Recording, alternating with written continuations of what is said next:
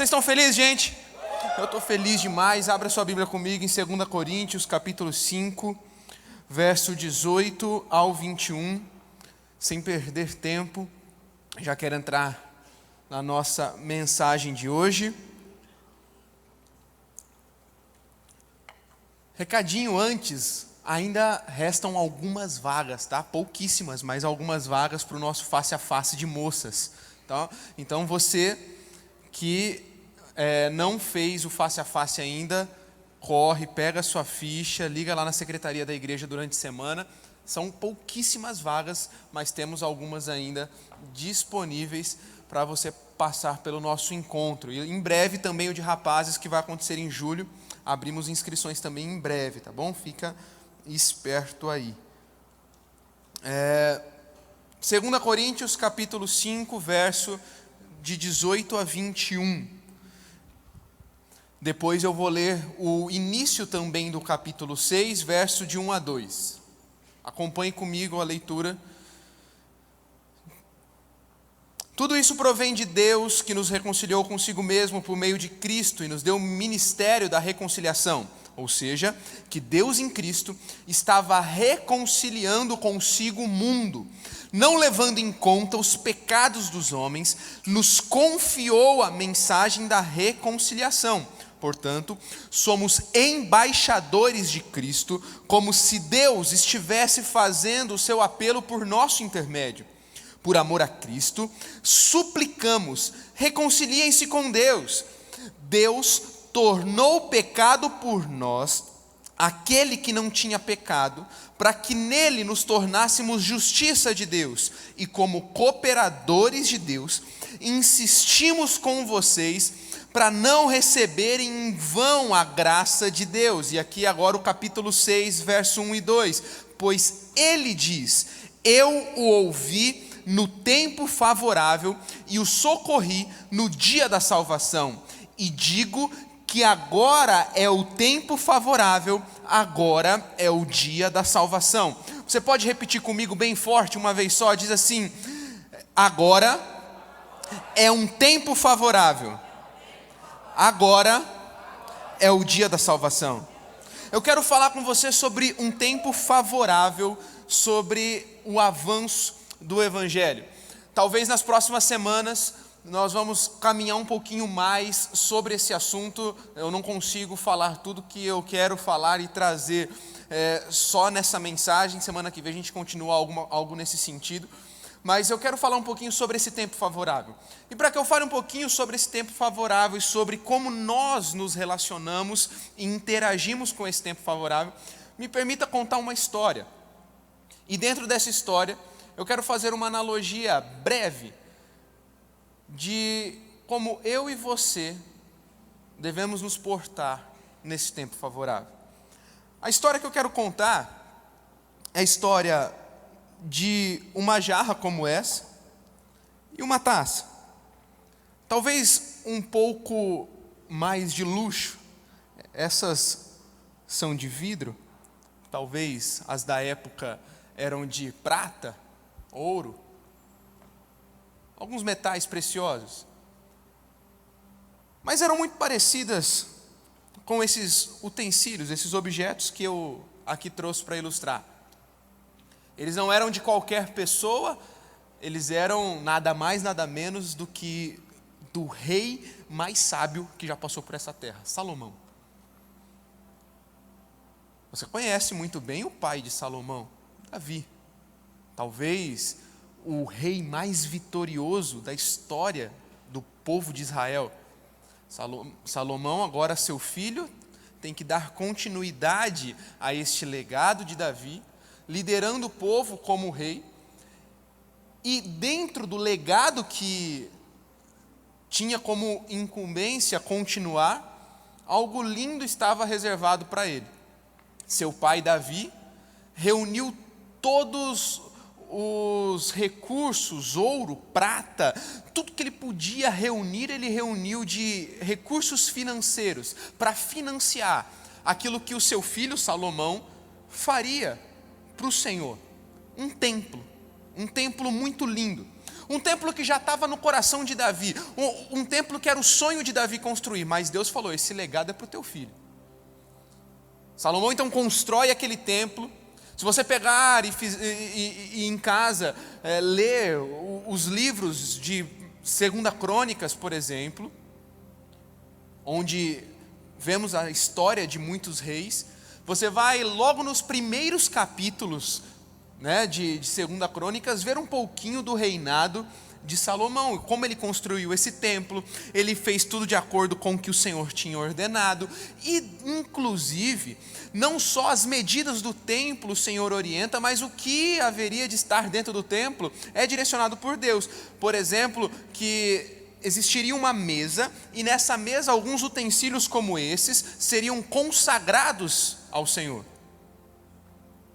Jarras, taças, vasos, vários utensílios que serviriam para cerimônias de festas, para cerimônias de consagração, para cerimônias de adoração ao Senhor. Enfim, o fato é, estes objetos, eles tinham um propósito. Esses objetos, eles tinham uma causa, uma razão por estarem lá.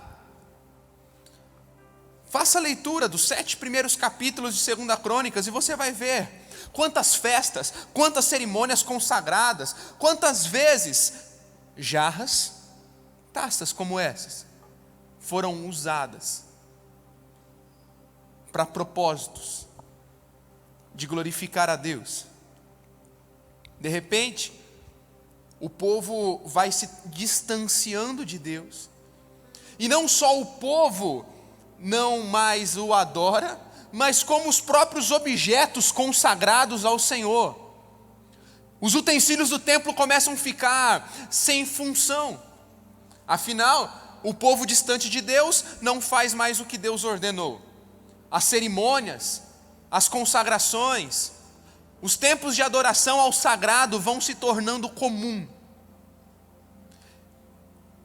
E quando começamos a olhar para aquilo que é sagrado, quando começamos a interagir com aquilo que é santo, de uma forma comum, deixamos de dar o valor devido, e essas coisas vão ficando de lado, em segundo plano. Foi assim com esses objetos.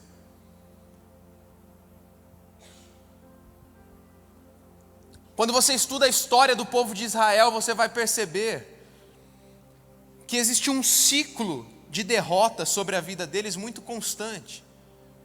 Faça a leitura do Velho Testamento e você vai perceber que o povo ele estava bem com Deus, se distanciava, como acabei de falar, perdia o seu propósito, perdia a sua causa, então Deus deixava que eles fossem perseguidos. Alguma nação estrangeira ia lá e tomava eles, levava eles como escravos. Alguma coisa muito ruim acontecia com eles, e aí eles precisavam agora se voltar a Deus. E quando se voltavam a Deus, Deus tirava eles do cativeiro, Deus tirava eles do tempo difícil. E de repente estavam bem, e quando estavam bem esqueciam de adorar, e aí esse ciclo se repetia. E às vezes eu, lendo essas passagens, como eu sei que você também já fez, que povo rebelde, que povo tolo, dá vontade de bater nesse povo. Deus livra eles, eles voltam. Deus tira eles do Egito, eles reclamam. Bom, mas as ações do povo se assemelham muito às nossas. Criados para glorificar a Deus, criados para o que era santo, criados para estar dentro do templo servindo a propósitos, mas em algum momento perdidos dentro do templo de Deus, sem função, sem propósito, sem chamado definido. Foi assim que esses utensílios se encontraram. As jarras, as taças, os vasos, as grandes coisas que o próprio Deus direcionou que estivessem no templo estavam sem função. Já não havia mais adoração, já não havia mais aquilo que foi criado para ser sagrado. Deus então permite que uma ferrenha perseguição toque no povo de Israel. O Império Babilônico, que era o império da época, liderado por Nabucodonosor, eles entram dentro então agora de Jerusalém, e eles não apenas roubam o povo, eles não apenas pegam os jovens mais inteligentes da época e levam para a Babilônia como escravos, mas adivinha o que eles levam junto? As jarras, as taças. Os utensílios do templo de Deus são levados para a Babilônia. Os utensílios do templo do Senhor são levados para uma terra estrangeira. Essa história se encontra lá em Daniel, você não precisa abrir para a gente ganhar tempo, mas acompanhe a leitura comigo de Daniel capítulo 1, versículo de 1 a 2. No terceiro ano do reinado de Joaquim, rei de Judá, Nabucodonosor, rei da Babilônia, veio a Jerusalém e a sitiou. O Senhor entregou Joaquim, rei de Judá, nas suas mãos, e também os utensílios do templo de Deus. Ele levou os utensílios para o templo do seu Deus, na terra de Sinear, e colocou na casa do tesouro do seu Deus. Deus com D minúsculo. Os utensílios que foram criados para glorificar a Deus. Lembra? Está aqui comigo, gente?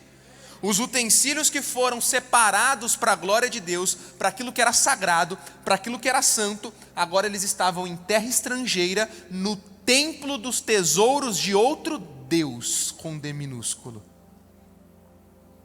Os utensílios estavam agora também em exílio junto com o povo. Exílio é estar longe da sua própria casa. Eles perderam a pátria deles, eles estavam distantes. Agora, os utensílios que foram criados para aquilo que era sagrado, para aquilo que era santo, tinham outra função. Veja Daniel capítulo 5. Acompanhe comigo, tem aí no telão também, olha só. Certa vez, o rei Belsazar, que era aqui já o sucessor de Nabucodonosor, era o segundo rei, deu um grande banquete para 1000 dos seus nobres, e com eles bebeu muito vinho. Enquanto Belsazar bebia vinho, deu ordem para trazerem as taças e as jarras de ouro, de prata, do seu predecessor Nabucodonosor, aquela que ele tinha tomado do templo de Jerusalém, para que o rei e os seus nobres, as suas mulheres, suas concubinas bebessem nessas taças. Trouxe as taças de ouro que tinham sido tomadas do templo de Deus em Jerusalém, e o rei e os seus nobres, suas mulheres concubinas, beberam nas taças. Enquanto bebiam vinho, louvavam os deuses de ouro, de prata e bronze, ferro, madeira e pedra. Não apenas aquilo que foi criado para ser sagrado estava em lugar profano,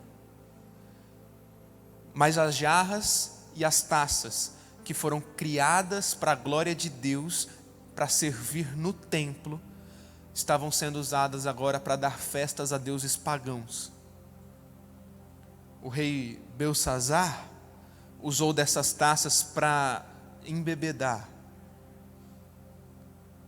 as mulheres, as concubinas, os seus convidados em uma festa pagã, a deuses pagãos.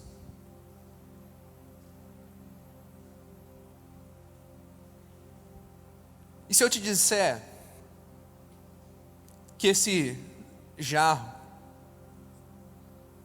se eu te disser que essa taça tem nome?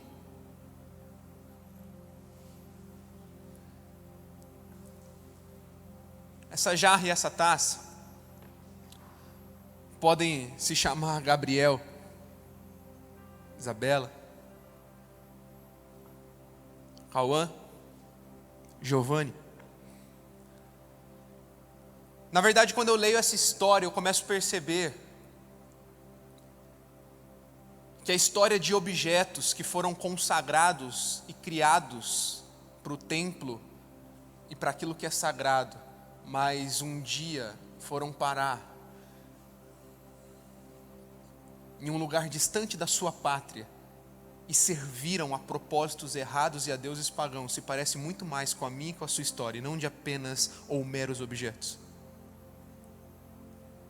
A história desta taça e desta jarra é a história da humanidade, é a história da criação, é a história da criatura, é a história do homem que foi criado para um propósito, que nasceu para servir ao Senhor, que nasceu para viver de acordo com a glória de Deus, que, como Atos 17:26 diz, tem tempo e lugar determinado estabelecido para habitar. Ei, você sabia disso? Você morar em Araçatuba, interior de São Paulo, neste tempo, nesta hora, não é à toa, foi para um tempo como este que você nasceu. A palavra de Deus vai dizer que sim, existem tempos e lugares exatos em que deveríamos habitar. O Criador criou a criatura, o Criador criou o homem para a glória de Deus. No entanto, quando eu leio Romanos, capítulo 1, eu percebo o que aconteceu com a criação. O texto é grande, mas você está aqui comigo ainda? Acompanhe comigo essa leitura, com atenção. Acho que vale a pena a gente ler. Porque tendo conhecido a Deus, não glorificaram como Deus, nem lhe renderam graças, mas seus pensamentos se tornaram fúteis e o coração insensato deles obscureceu-se. Dizendo-se sábios, tornaram-se loucos e trocaram a glória do Deus imortal por imagens segundo e semelhança de homem mortal, bem como de pássaros, quadrúpedes e répteis. Por isso, Deus os entregou à impureza sexual, segundo os desejos pecaminosos do seu coração, para a degradação do seu corpo entre si. Trocaram a verdade de Deus pela mentira, e adoraram e serviram as coisas e seres criados em lugar do Criador, que é bendito para sempre. Por causa disso, Deus os entregou às paixões vergonhosas. Até as mulheres trocaram suas relações sexuais naturais por outras, contrárias à natureza. Da mesma forma, os homens também abandonaram as relações naturais com as mulheres e se inflamaram de paixão uns pelos outros. Começaram a cometer atos indecentes, homens com homens, e receberam em si mesmo o castigo merecido por sua perversão. Além do mais, visto que desprezam o conhecimento de Deus, Ele os entregou à disposição mental reprovável, e agora praticam o que não deviam. Tornaram-se cheios de injustiça, maldade, ganância, depravação. Estão cheios de inveja, homicídio, rivalidades, engano, malícia. São bisbilhoteiros, caluniadores, inimigos de Deus, insolentes, arrogantes, presunçosos. Inventam maneiras de praticar o mal, desobedecem aos pais, são insensatos, desleais, sem amor pela família, implacáveis. Embora conheçam o justo decreto de Deus, de que as pessoas que praticam tais coisas merecem a morte, não somente continuam a praticá-las, mas também aprovam aquelas que a praticam. Sabe, eu repito, toda essa história que eu estou contando a vocês nessa noite, se parece muito mais comigo, contigo, do que com qualquer outra pessoa do universo. Todos nós, criados para a glória de Deus, um dia nos distanciamos porque nascemos com o pecado. Sabe, nos últimos anos, devido ao aumento do interesse por política, e eu julgo isso muito bom, eu sou um dos primeiros encorajadores a você estudar, se preocupar mais, se inteirar mais. Ficou em alta entre nós cristãos defender e debater, por exemplo, sobre a famosa pauta dos costumes. É errado? Não, de jeito nenhum. Podemos e devemos estar mais nesses debates, respeitosamente, é claro, mas nos posicionando, e essa igreja ensina você a fazer isso. Agora, o que eu quero te dizer também nessa noite é: não confunda debater sobre, por exemplo, a pauta dos costumes, sobre conservadorismo versus progressismo, com pregação do evangelho. Preste atenção, olha aqui para mim. Uma agenda moral cristã nunca vai fazer sentido para um não cristão, porque Paulo já diz em 1 Coríntios capítulo 2, verso 14, que o evangelho para o mundo é o que? A Live Livre? Loucura. Já aconteceu com você? De tentar se posicionar, você fala, você leva argumentos, tudo que você estudou, tudo que você aprendeu, você leva, faz sentido? Ele, não. E ele te dá um outro argumento, tipo assim, torto e reto, para tentar tirar você. E aí você fica em debates filosóficos, políticos, gigantescos, como se o fim da linha, o teu objetivo final fosse ganhar um debate. E esse não é o nosso objetivo. Eu não quero que você deixe de estudar, eu não quero que você deixe de se posicionar, porque isso aqui vai além de ser cristão, isso aqui vai falar muito sobre o país que nós queremos construir para os nossos filhos como bons cidadãos também. Mas eu quero que você nunca confunda esses tipos de debates com a pregação do Evangelho, que é algo muito maior do que tudo isso. Uma agenda moral cristã é o que nós queremos para o nosso país, sim, daqui para frente. Mas onde que eu mudo a agenda moral de uma nação? Através da pregação do Evangelho. Porque ninguém muda de mente, ninguém muda de cosmovisão sem antes ter nascido de novo do Espírito. É por isso que às vezes você vai tentar no argumento e não vai ganhar ninguém. Mas quando aquela pessoa for encontrada por Jesus, pouco a pouco a cosmovisão dela vai mudando. A forma de pensar, a forma de agir, a forma de se portar é muito maior. O problema é mais profundo. A raiz das perversões morais não estão enraizadas e embasadas em posição política. O problema das perversões morais é um coração corrompido pelo pecado e distante de Deus. Acabamos de ler Romanos capítulo 1, que traz uma lista de perversão moral, traz uma lista de pecados e de episódios, de posicionamentos e de ações que são contrárias à nossa fé e à nossa moralidade, mas isso não tem a ver com pensamento filosófico ou político, isso tem a ver com um coração que se distanciou de Deus, tanto que Romanos 1 afirma que as pessoas estão desse jeito, porque Deus as entregou a esse pensamento reprovado. Faz sentido o que eu estou falando aqui, Alavinha? Essa é a situação da humanidade, a criação que trocou o seu propósito, trocou o seu Criador, está longe da sua pátria, está exilada. Assim como aqueles utensílios que deveriam estar em Jerusalém, na casa de Deus, no templo de Deus, estão agora na Babilônia, servindo a deuses pagãos, a festas pagãs, fazendo o que não se deve fazer. E perceba que o exílio é fruto de uma mentalidade reprovada. Os utensílios já não tinham mais função em Jerusalém, porque ninguém mais ligava para aquilo que era santo. Logo agora são levados pelo inimigo. Quantos se encontram assim, perdidos, sem função, dentro da casa do Pai? Até vêm a um culto como esse, mas não se relacionam com o Criador como deveriam se relacionar. Estão sem propósito, estão sem função, mentalidade reprovada, servem a outros princípios e tentam, de alguma forma, equilibrar as coisas. E quando se fala de propósito, não existe esse tipo de equilíbrio. Ou você serve ao Criador de todas as coisas, ou você está servindo a deuses pagãos.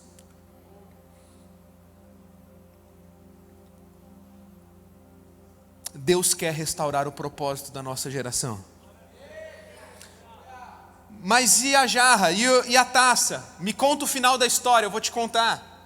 Os anos se passam. Esse rei Belsazar que usou a jarra e a taça, ele morre naquela noite. Naquela mesma noite ele morre, porque a própria Bíblia diz depois, Jesus dizendo, olha, ai daquele que fizer tropeçar os meus pequeninos. Aqueles que se meterem, aqueles que quiserem fazer confundido o coração daqueles que foram criados para a glória de Deus, ai deles. Um outro rei vem, que é o rei Dário. Depois um outro rei chamado Ciro assume o Império Babilônico. Na verdade ele era o rei da Pérsia, e agora o Império Persa domina o Império Babilônico e se torna um só, e esse rei se chama Ciro. Ciro, ele não era um homem temente a Deus, não era um homem do povo de Deus, mas era um homem que simpatizava com o povo de Deus. 70 anos depois de serem levados como escravos, 70 anos depois do exílio, hora que o povo já pensava, será que há esperança para nós? Será que tem jeito da gente sair da Babilônia? Deus levanta alguns homens, respaldados por esse rei chamado Ciro, homens como Neemias e Esdras, para restaurarem não apenas os muros da nação, mas para restaurarem tudo aquilo que havia sido levado um dia. Esses homens, lá em Esdras capítulo 7, verso 10, acompanhe a leitura comigo, pois Esdras tinha decidido dedicar-se a estudar a lei do Senhor e a praticá-la, e a ensinar os seus decretos e mandamentos aos israelitas. Diga comigo, decidido. Não, diga mais forte, fala decidido a estudar a lei do Senhor e a praticá-la. Ei, um homem se levantou para estudar a lei do Senhor, e não apenas a estudar, mas praticar a palavra. Ei, sabe o que eu acabei de falar, que só o Evangelho pode mudar a situação que a gente está? O Evangelho nunca vai encontrar as pessoas lá na tua universidade, lá na tua faculdade, lá no teu trabalho, se elas não olharem para você e verem alguém extremamente bíblico, extremamente apaixonado por Jesus. Porque o primeiro passo é pregar o Evangelho, e a cosmovisão delas é trocada. A forma de se portar, agir e pensar é mudada através da palavra de Deus. Por isso Deus está à procura de jovens, de adolescentes, de homens e mulheres que decidam não apenas a estudar a palavra, mas a praticar a palavra. Como Gabriel colocou, não ser um chato, um quadrado, mas alguém que de fato vive o que prega, alguém que de fato demonstra Jesus nas suas pequenas ações e atitudes. Então o povo vai olhar para você, assim como olharam para Esdras e falam: tira a minha vida, tira o meu coração do lugar onde eu me encontro e me leva para a presença de Deus, que é o meu lugar. Quando o povo viu que Esdras, Neemias eram homens que não apenas estudavam, mas praticavam, eles dedicaram suas vidas a ajudar Esdras e Neemias na missão de pegar aquelas taças, jarras, utensílios e retornar para o lugar de onde nunca deveriam ter saído. No capítulo 8 de Esdras, verso 28, diz assim, acompanhe comigo: eu lhes disse, tanto vocês como os utensílios que estão consagrados ao Senhor, a prata, o ouro, a oferta voluntária, ao Senhor, o Deus dos seus antepassados, peço que os guardem bem, até que os pesem na sala do templo do Senhor em Jerusalém, diante dos sacerdotes principais, dos levitas e dos chefes das famílias de Israel. Os sacerdotes, os levitas, receberão a prata e o ouro e os utensílios sagrados, e depois de pesados, levarão eles a Jerusalém, ao templo do nosso Senhor. Ei, eu vim afirmar para você hoje, a Live Livre, não apenas Deus quer restaurar o propósito dessa geração, mas Deus quer levantar restauradores do propósito dessa geração. Deus deseja levantar homens e mulheres cheios do Espírito Santo, que se dedicam e praticam a palavra do Senhor. Homens que, como Esdras, sejam pontes de restauração do propósito de toda a criação. O texto que começamos essa noite, lá de 2 Coríntios, diz que Ele nos reconciliou consigo mesmo, para que agora fizéssemos parte do maior ministério de todos os tempos. O maior ministério de todos os tempos não é o Alive Livre, não é o Chama, não é o Get Out, não é o Soccer, não é o Conexão, não é o Método Soul. O maior ministério de todos os tempos se chama o Ministério da Reconciliação, e esse todos nós somos comissionados, chamados. A partir do momento que você entregou a tua vida a Jesus, agora você é comissionado para o Ministério da Reconciliação. Agora você é comissionado para participar, como Neemias e Esdras, desse ministério que pega objetos porque não são mais objetos, mas agora você entendeu que são pessoas que estão distantes do seu lugar, posição, propósito e chamado, e retornam eles de volta para o lugar onde nunca deveriam ter saído, a presença de Deus.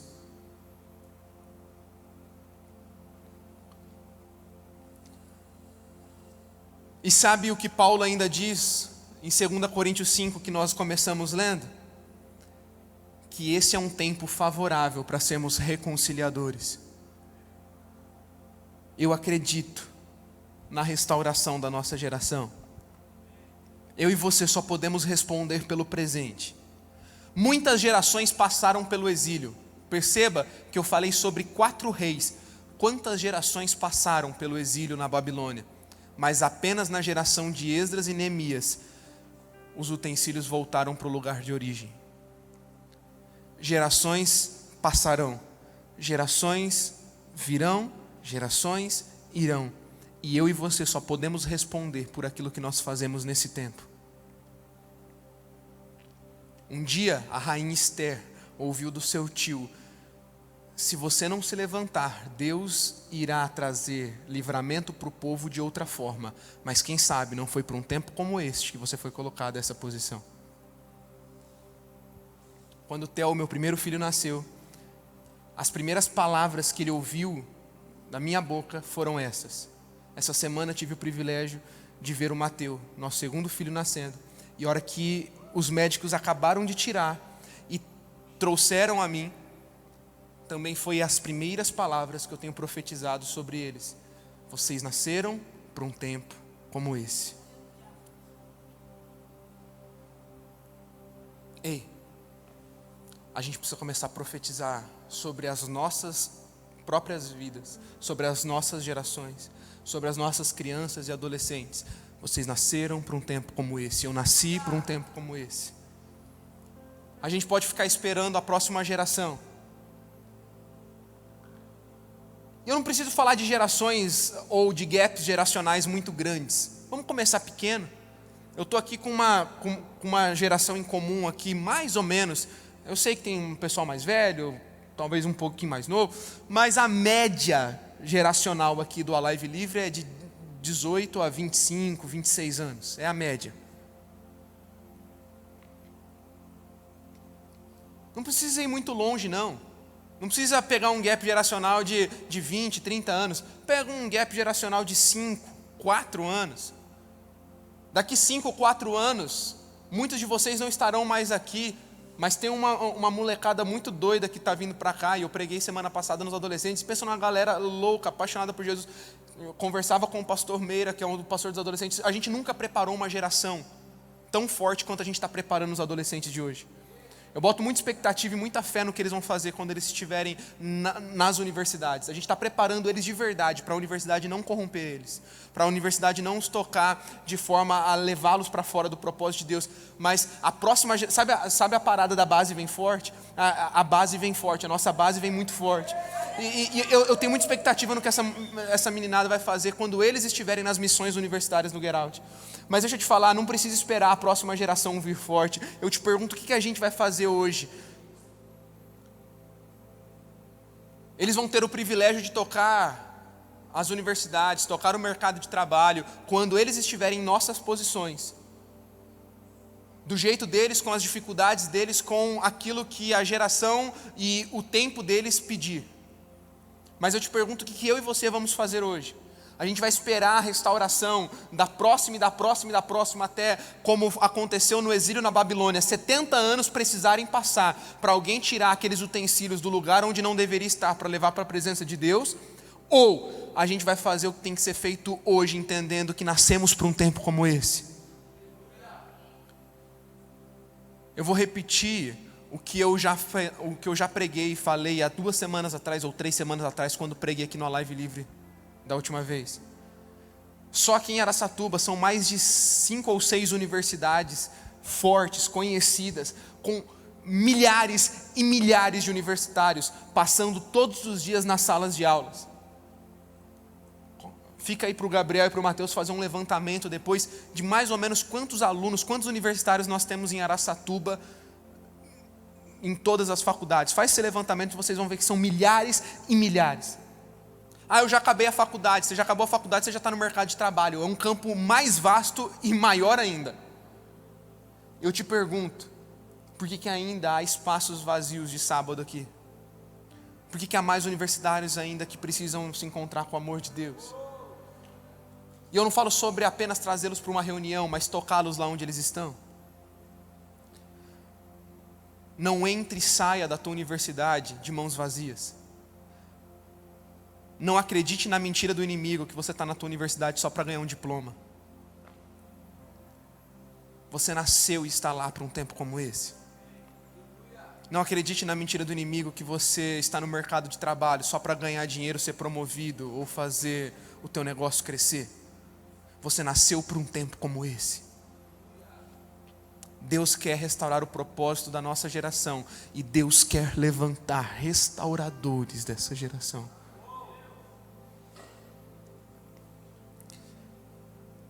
Davi, no final da sua vida, tem lá no Novo Testamento, milhares de anos depois do tempo que ele viveu, um registro do final da sua vida dizendo: tendo pois Davi servido ao propósito de Deus em sua geração, adormeceu, foi sepultado com seus antepassados e seu corpo se decompôs. Tendo pois Davi servido ao propósito de Deus na sua geração. Sabe, como pastor eu tive o privilégio, e sim, por mais que soe meio estranho, é um privilégio estar em vários velórios, cultos fúnebres. A Bíblia diz que é melhor estar em uma casa de luto do que uma casa de festa. Porque na casa de luto você pode pensar um pouquinho mais na tua vida. E quando a gente chega em uma casa de luto, quando a gente chega em um velório, muitas perguntas são feitas acerca daquela pessoa que ali está, pelo que ela viveu, pelo que ela batalhou, quais foram seus feitos, suas realizações. E sabe, se tivesse um registro perfeito para o final das nossas vidas, poderia ser esse registro de Atos capítulo 13, verso 36. Tendo pois Davi servido ao propósito de Deus em sua geração, adormeceu.